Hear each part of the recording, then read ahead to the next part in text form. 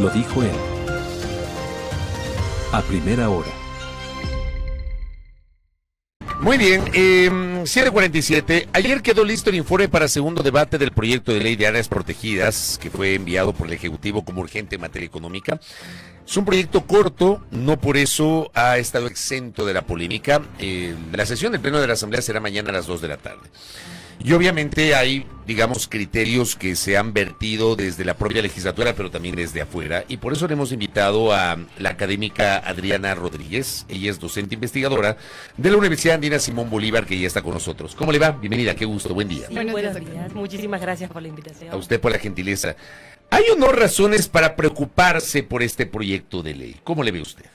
Bueno, primero es un proyecto de ley que surge en un contexto, digamos, de aplanadora de la aplanadora legislativa. Aplanadora legislativa, ¿no? Donde surgen leyes de forma muy rápida con esta figura de económica urgente.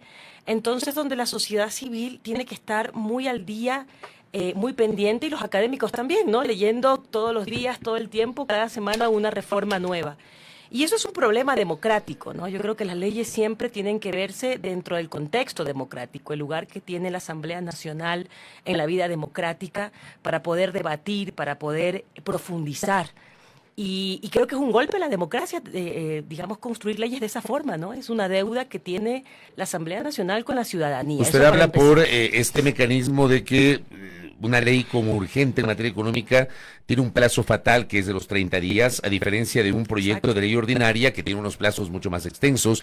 E incluso la propia ley orgánica de la función legislativa dispone una fase obligatoria de socialización de un proyecto orgánico. O sea, en el mejor de los casos, un informe para el primer debate te tomaría unos 3 meses más o menos, que digamos es un tiempo estándar que se puede utilizar. Pero incluso en la sociedad civil ha pedido participar, ayer estuvimos justo conversando de eso, ha pedido participar en este proyecto de ley, no se le ha permitido tampoco, ¿no? Han pedido ser parte de los debates, incluso digamos que tenemos los 30 días y no se le ha permitido ingresar.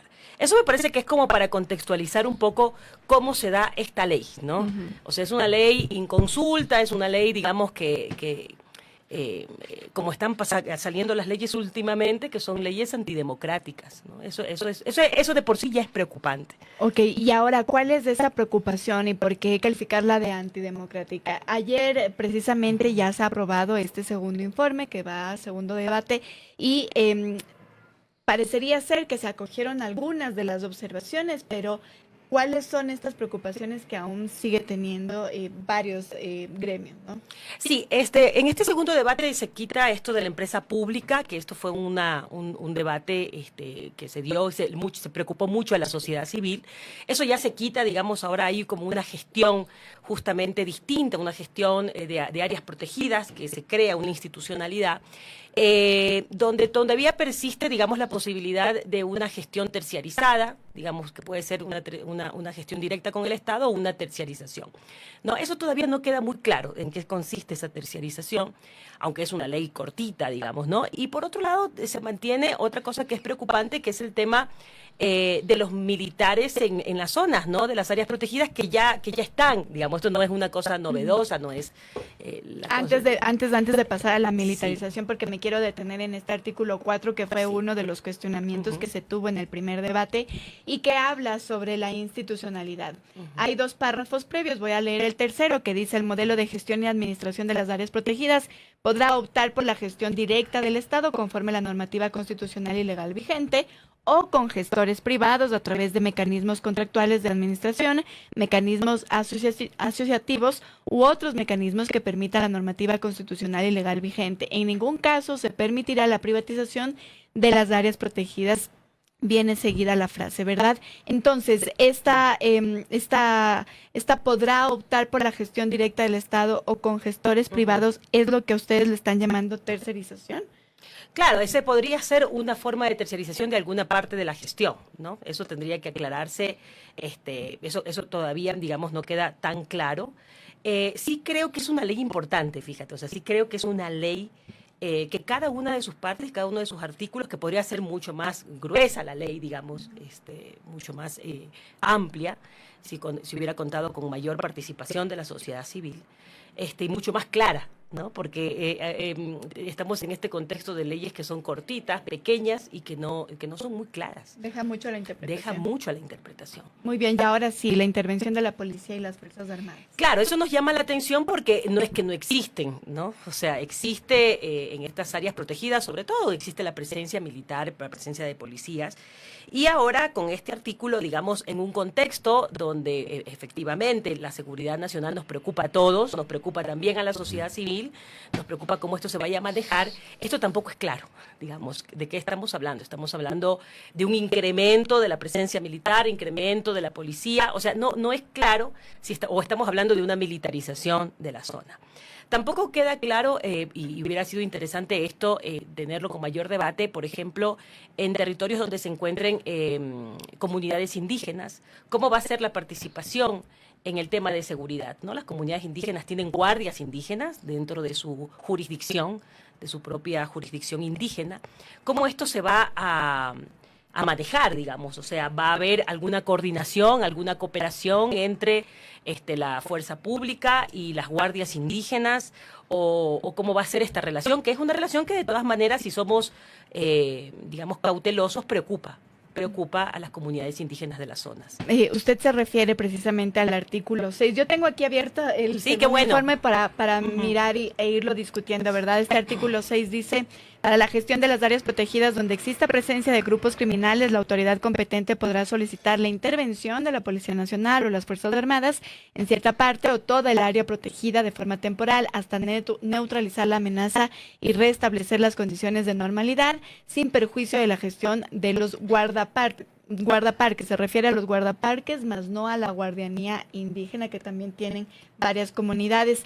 Esto ya existe, esto ya se puede hacer. Sí, ya existe eso, o sea, lo vemos un poco infructuoso desde la sociedad civil. No es que no existe. Además, hay que decir que existe incluso un tipo de interlegalidad, digámoslo así, o acuerdos cuando existen las comunidades indígenas y llaman a la fuerza pública justamente para mantener la armonía y la paz comunitaria. O sea, eso ya existe.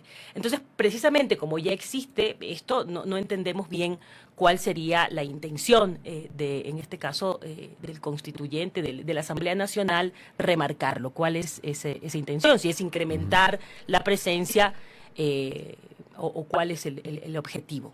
Acá tengo un mensaje, le envío un abrazo a José Antonio Sánchez. Dicen: por un lado criticamos la ineficiencia del Estado para asumir sus responsabilidades, y si se contrata un externo para un trabajo por resultados y comisión administrativa de eficiencia, también criticamos. Y pregunta: ¿no es mejor que el Estado controle y supervise el cumplimiento a que se haga cargo de lo administrativo? ¿Qué le parece a usted esta reflexión que hace? No, yo estoy de acuerdo con, digamos, con las salidas que se puedan dar para promover y profundizar la gestión del Estado. El tema aquí es que, hablamos de nuevo, las leyes tienen que ser clarísimas, ¿no? Por eso es que deben de contar. ¿Usted cuestiona esta, no sé, discrecionalidad, o es demasiado abierto, la relación no es lo más adecuada? Claro, y cuestiono además esta falta de participación democrática que nos deja con dudas, ¿no? Y que nos deja con preguntas. Más bien, esa es una buena pregunta que se la devolvería a los asambleístas, ¿no? ¿Cómo lo están pensando ellos? ¿Qué pasó con el tema de las tres consultas, la consulta ambiental, la consulta prelegislativa y la consulta libre e informada que deben tener esta última, pueblos y nacionalidades indígenas? ¿Cómo quedó en este segundo informe? Sí, de aquí se habla de estas consultas. Hay que decir que la Corte Constitucional ha desarrollado desde el 2019 estándares claros de consultas, ¿no? A mí me parece que ese ha sido uno de los grandes aportes de la Corte Constitucional, la diferencia entre consulta ambiental, entre consulta previa, entre consulta prelegislativa, ¿no? Y eso es algo que la ley también otra vez digámoslo así, baja el estándar, porque deja libre interpretación un poco, y no retoma estos estándares de la Corte Constitucional. Pues es una ley muy corta, muy general, Tiene 8 artículos, ¿no? Sí, 8 artículos, nada más. O sea, y para un tema tan importante como es el tema de las áreas protegidas. Esto hubiera sido una ley que se hubiera contado con la participación y hubiéramos podido, por ejemplo, aportar con los estándares de la Corte Constitucional, justamente, hubiera sido una ley mucho más enriquecedora, ¿no? Hay algunos sectores que, por ejemplo, dentro de la crítica que han generado en torno al texto de este proyecto de ley, han advertido que se está allanando el camino para que, por ejemplo, ocurran cosas como la que casi ocurre en Olón, y me refiero al proyecto que estaba impulsando una empresa vinculada a la esposa del señor presidente de la República, tema que fue muy polémico, ¿no? En una zona considerada área protegida en la provincia de Santa Elena. ¿Es así? ¿Usted cree que es así? Es que no lo sabemos, ¿no? Ese es el tema. Ahí habla usted de esta demasiado abierta, demasiado amplia, esta discrecionalidad que puede haber. Y eso es un problema en la ley, ¿no? Cuando nosotros decimos que la ley tiene que tener unidad en la materia, tienen que ser profundas y unidad en la materia, es una ley orgánica. O sea, es una ley que va a definir la política pública.